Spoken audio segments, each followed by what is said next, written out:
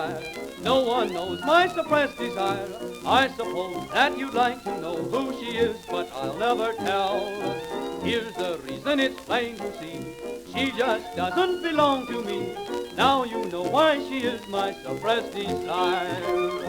If you have somebody you love secretly, then that's the secret of it all, you see.